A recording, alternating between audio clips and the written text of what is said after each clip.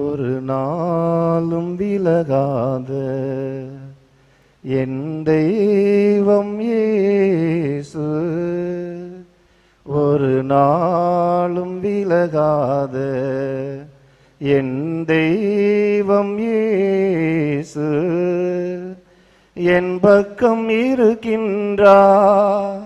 அவர் என்னோடு இருக்க என்னாலும் காக்க அஞ்சாமல் நடந்திடுவே. இறைவா, நீர் என்னோடு இருக்கிறீர். எனக்கு தேவையானதை அனைத்தையும் எனக்கு கொடுத்து கொண்டிருக்கின்றீர். நான் இறந்த பிறகு என்னையும் உயிர்ப்பிப்பீர் என்ற நம்பிக்கை எனக்கு இருக்கிறது. ஆகவே எனக்கு அச்சமும் இல்லை, பயமும் இல்லை என்று எந்த மனிதர் நம்பிக்கையோடு ஆண்டவர் பக்கம் வருகிறார்களோ அவர்களுக்கு ஆண்டவர் கூறுகின்ற செய்தி இதுதான்: உயிர்த்தெழுதலும் வாழ்வும் நானே, என்னில் நம்பிக்கை கொள்பவர் இறப்பினும் வாழ்வர் என்று சொல்லக்கூடிய அந்த ஆண்டவருடைய வாக்குத்தத்தம் உண்மையாகிறது. இறப்பு, பிறப்பு என்று இருப்பதனால்தான் இறப்பு என்பது இருக்கிறது. இறப்பு இருக்கிறதனால் தான் உயிர்ப்பு இருக்கிறது.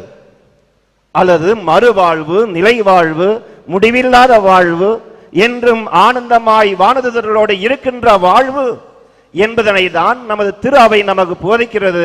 அதுதான் நமது நம்பிக்கையும் கூட. அப்படி என்றால் இறப்பு என்பது மகிழ்ச்சியாக கொண்டாடப்பட வேண்டுமே தவிர அதை துன்பமாக கொண்டாடக்கூடாது என்பதனை இது எடுத்து காட்டுகிறது. அரசராக இருந்தாலும், ஆண்டியாக இருந்தாலும், பணக்காரராக இருந்தாலும், அல்லது தாழ்ந்த நிலையில் இருந்தாலும், பதவி இருந்தாலும், பணம் இருந்தாலும், படித்தவராக இருந்தாலும், படிக்காதவராக இருந்தாலும், எப்பொழுதுமே இறப்பு எல்லோருக்குமே நியதி. அதுதான் இயற்கை கொடுக்கக்கூடிய உன்னதமான பொக்கிஷம் என்பதனை ஒவ்வொருவரும் நினைவு கூற வேண்டும். சீராக் எழுதிய புத்தகம் அதிகாரம் 14 இறைவார்த்தை 12. இறப்பு யாருக்கும் காலம் தாழ்த்தாது. இறப்பு யாருக்கும் காலம் தாழ்த்தாது. அப்படி என்றால் எல்லோருக்குமே இறப்பு ஒரு நாள் வந்தே கூடும் என்பதனை நாம் அறிந்திருக்க வேண்டும். அடுத்ததாக திருவள்ளுவர் இவராக குறிப்பிடுகிறார் பாருங்க: நெருநல் உளனொருவன் இன்றில்லை என்னும் பெருமை உடைத்து இவ்வுலகு. நெருநல் உளனொருவன் இன்றில்லை என்னும் பெருமை உடைத்து இவ்வுலகு.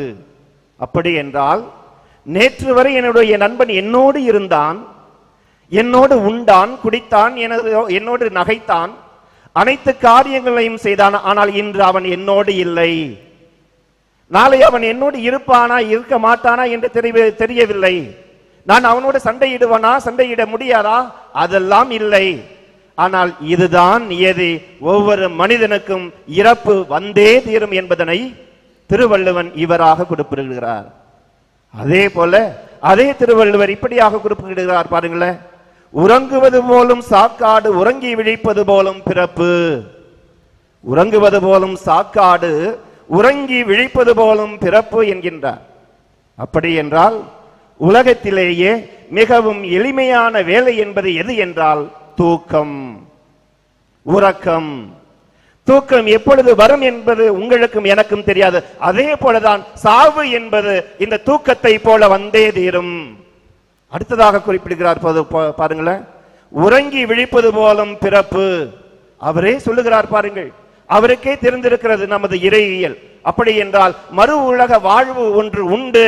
ஆகவே அதை நீங்களும் நம்ப வேண்டும் என்பதனை அந்த வள்ளுவன் குறிப்பிடுகின்றான். அவனுக்கு தெரிந்திருக்கிறது. ரவீந்திரநாத் தாகூர் இப்படியாக குறிப்பிடுகிறார்: இறப்பு என்பது ஒளியின் அழிவு அல்ல. இறப்பு என்பது இந்த ஆன்மாவின் அழிவு அல்ல. நாம் வெறுமனே விளக்கை அணைக்கிறோம். அப்படி என்றால் இந்த பூத உடல் அடக்கப்படுகிறது.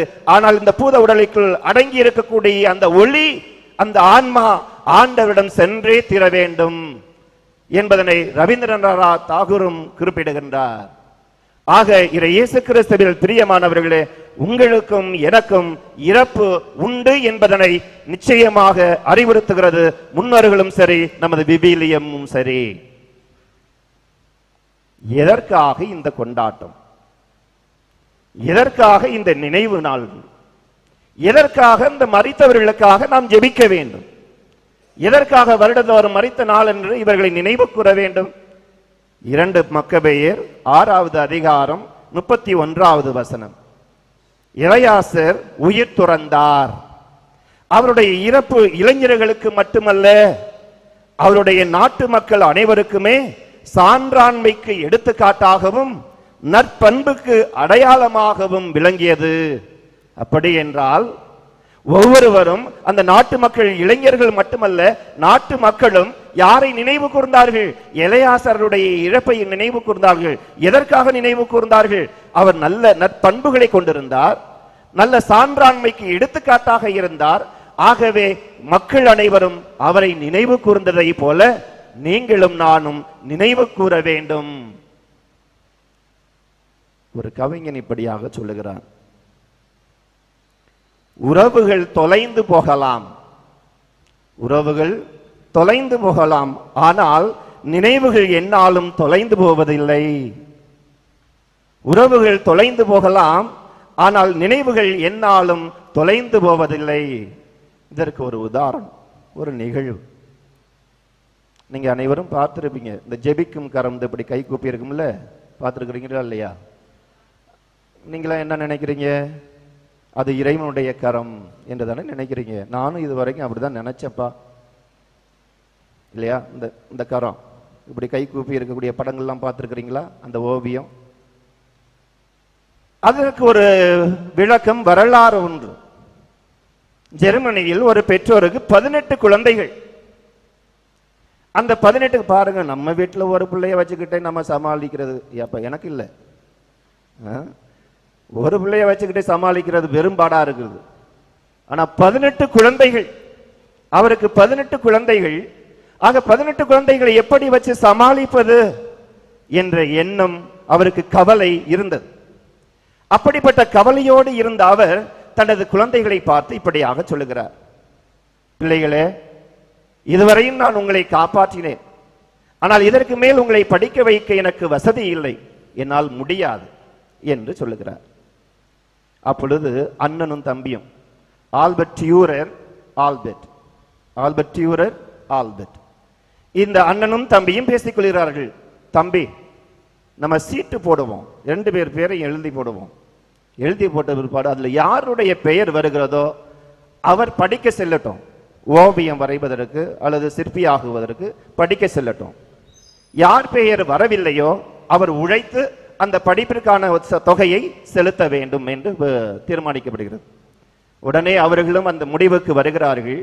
முடிவுக்கு வந்த பிற்பாடு அண்ணனுடைய பெயர் அங்கே வருகிறது. அண்ணன் படிக்க செல்லுகிறான், தம்பி உழைத்து அண்ணனுக்கு உதவி செய்கிறான்.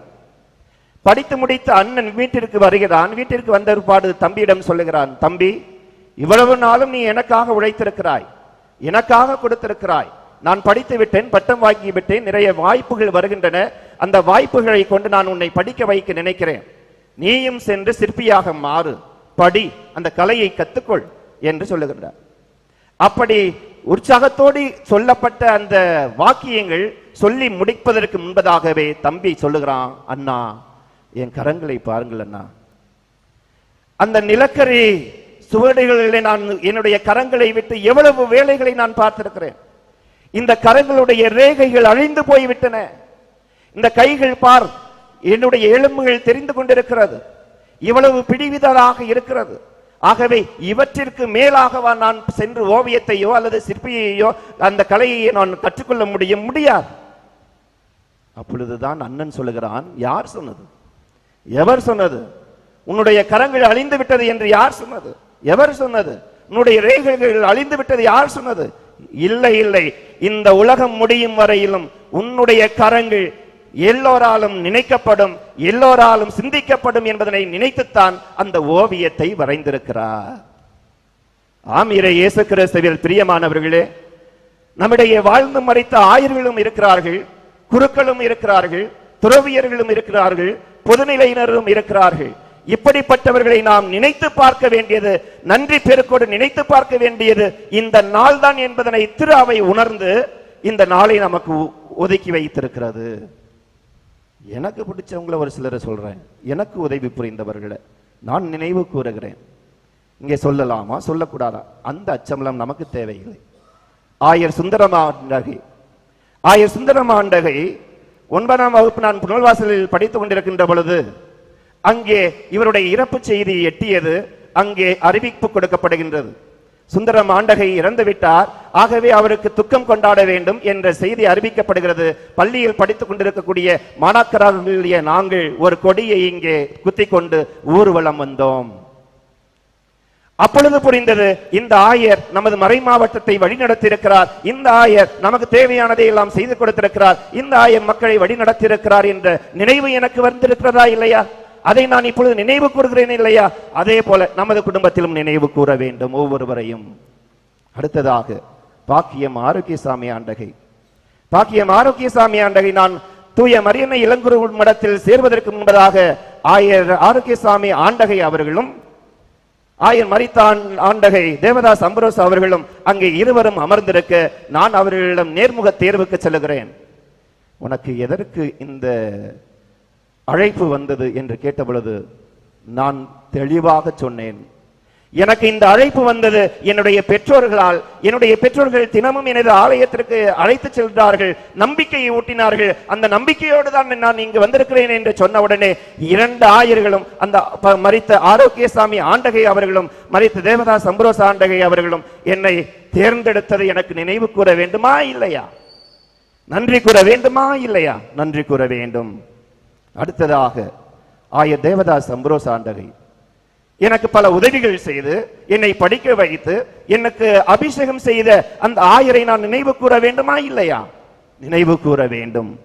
எனக்கு உதவி செய்த ஆன்மீக குருவாகவும் புனல்வாசலில் நான் படித்துக் கொண்டிருந்த பொழுது அந்தோனிராஜன் என்ற அருட்தந்தை எனக்குத்தான் அந்த ஃபார்மை வாங்கி படிவத்தை வாங்கி பூர்த்தி செய்து அனுப்பி வைத்தவர் அவர்தான்.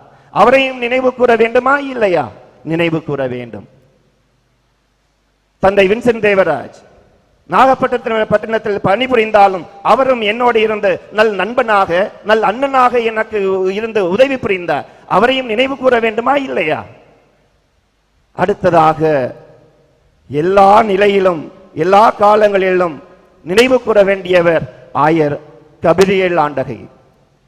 கபிரியேல் ஆண்டகை இங்கு இருந்தார். நாங்கள் தூய மரியன்னை இளம் குறுமடத்தில் இருந்த பொழுது அவரை நாங்கள் சந்திக்க செல்வோம். குறுமடத்தில் இருக்கக்கூடியவர்கள் அனைவரும் சந்திக்க செல்வோம். அவர் என்ன செய்வார், அந்த வயது முதிர்ந்த பருவத்திலும் ரத்தம் சுத்திகரிப்பு செய்து கொண்டிருக்கப்படுகின்ற அந்த சூழ்நிலையிலும் அந்த ஆயர் என்ன கேட்பார், நல்லா இருக்கிறீங்களா? இந்த வார்த்தை நமக்கு போதாதா? ஆக அனைவரையும் நினைவு கூற வேண்டும் என்பதற்காகத்தான் இந்த நாளிலே நமக்கு ஒதுக்கப்பட்டு நாம் ஜெபித்துக் கொண்டிருக்கிறோம். புனித அகஸ்தீனார் மோனிகா அம்மாவை பற்றி இப்படியாக சொல்லுவார். மோனிகா அம்மா இறக்கும் தருவாயில் இருக்கிறார். இறக்கும் தருவாயில் இருந்த மோனிகா அம்மாவை பார்த்து அகஸ்தீனார் கேட்கிறார், அம்மா நீங்கள் இறக்கும் தருவாயில் இருக்கிறீர்கள், அப்பா அடக்கம் செய்யப்பட்டிருக்கக்கூடிய கல்லறைக்கு பக்கத்திலேயே உங்களை அடக்கம் செய்யலாமா என்று கேட்ட பொழுது தாயானவள் என்ன சொல்லுகிறாள் தெரியுமா? நீ என்னை எங்கு வேண்டுமானாலும் அடக்கம் செய்து கொள், எனக்கு தேவையில்லை. ஆனால் பலிபீடத்தில் என்னை நினைவு கொள், நினைவு கொள்வதை மறந்து விடாதே என்று ஆணித்தரமாக எடுத்துரைக்கிறார். என்றால் இறக்கக்கூடிய மனிதர்கள் அனைவரையும் நாம் நினைவு கூற வேண்டும், நன்றி பெருக்கோடு ஆண்டவருக்கு நன்றி செலுத்த வேண்டும். மாறாக இறந்தவர்கள் ஒருபோதும் ஜெபிக்க முடியாது, அவர்களுக்காக நீங்களும் நானும் ஜெபிக்க வேண்டும் என்பதனை அங்கே புனித மோனிகா அம்மாள் நமக்கு தெளிவுபடுத்துகிறார். அறிவது அறிந்தடங்கி அஞ்சுவது அஞ்சு உருவது உலகு உவப்பச் செய்து பெறுவதனால் இன்புற்று வாழ்வும் இயல்பினாருக்கு எஞ்ஞான்றும் துன்புற்று வாழ்தல் அரிது. அப்படின்னா என்ன அர்த்தம்? அறிவது அறிந்தடங்கி அறிந்து எல்லாவற்றையும் அறிந்து, அஞ்சுவது அஞ்சி இறைவனுக்கு அஞ்சி, உருவது உலகு உவப்பச் செய்து நல்ல காரியங்களை செய்து மரித்திருக்கக்கூடிய ஆயர்மார்களும் குருக்கள்மார்களும் துறவியர்களும் பொதுநிலையர்களுக்கும் எஞ்ஞான்றும் துன்புற்று வாழ்தல் அரிது. எப்பொழுதுமே என்ன இருக்காது? துன்பம் இருக்காது. மாறாக அவர்களுக்கு என்ன இருக்கும்? இன்பமே இருக்கும், அதுவும் ஆண்டவருடைய இல்லத்தில் இருக்கும் என்பதனை நினைவில் கொண்டு நாம் ஜெபிக்க வேண்டும். இயேசுவின் புனித குழந்தை தெரசா சொல்லுகிறார், எனக்கு ஆடம்பரமான அடக்கச் சடங்கு எனக்கு தேவையில்லை, எனக்கு ஆடம்பரமான அடக்கச் சடங்கு எனக்கு தேவையில்லை, மாறாக என்னுடைய ஆன்மா ஈடேற்றம் அடைய மன்றாடுங்கள், என்னுடைய ஆன்மா ஈடேற்றம் அடைய மன்றாடுங்கள். ஆகிய இயேசு கிறிஸ்துவில் பிரியமானவர்களே, இப்புனிதர்களும் நமது விவிலியமும் எடுத்து காட்டுவது என்னவென்றால், இறந்தவர்களுக்காக நினைவு கூற வேண்டும், அவர்களுக்காக ஜெபிக்க வேண்டும், அவர்களை இன்றும் என்றும் எப்பொழுதும் நினைவு கூர்ந்து மன்றாட வேண்டும். ஏனெனில் லூக்கா எழுதிய புத்தகம் அதிகாரம் 20:38 அவர் இறந்தோரின் கடவுள் அல்ல, மாறாக வாழ்வோரின் கடவுள், ஏனெனில் அவரை பொறுத்த மட்டில் அனைவரும் உயிர் உள்ளவர்களே. அப்படி என்றால் அவர் உயிர் பெற்றிருந்ததனால் தானே நம்மளை உயிர் உள்ளவர்கள் என்று சொல்லப்படுகிறது. ஆக நாமும் நிலை வாழ்வை பெறுவோம், மறுவாழ்வை பெறுவோம் என்ற சிந்தனையோடு தொடர்ந்து ஜெபிப்போம். வல்ல இறைவன் நல்லது புரிவாராக. ஆமென்.